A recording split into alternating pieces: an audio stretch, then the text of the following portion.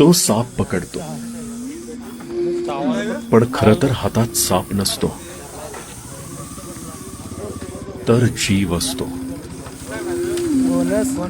कधी विचार केलात का, जिथे सगळे दूर पळतात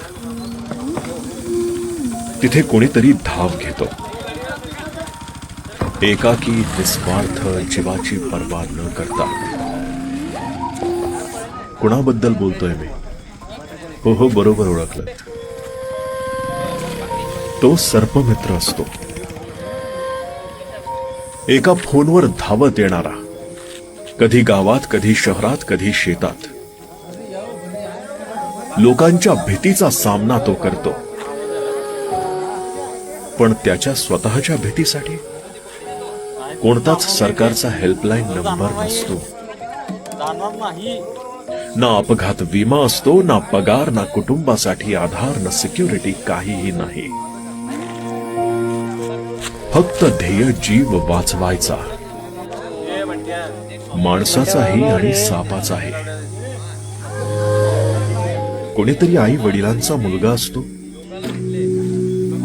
कोणी मुलाचा बाबा, कोणी बहिणीचा आधार. पण त्याला साप चावला तर? हा प्रश्न आपल्याला कधीच पडत नाही ना.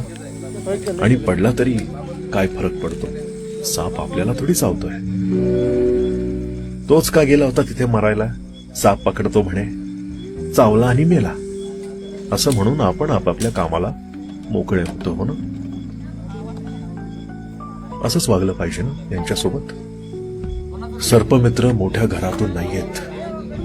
त्यांचं काम नोकरी नाहीये, एक प्रकारची सेवा आहे.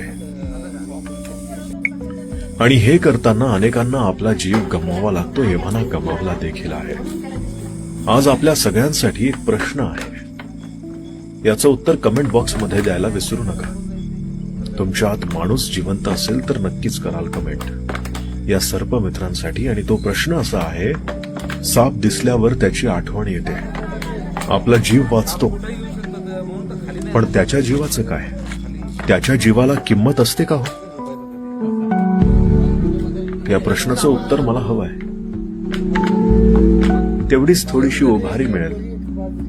कोणीतरी आपली जबाबदारी घेणारही आहे असं त्याला वाटेल. वाटू द्यायचं त्याला.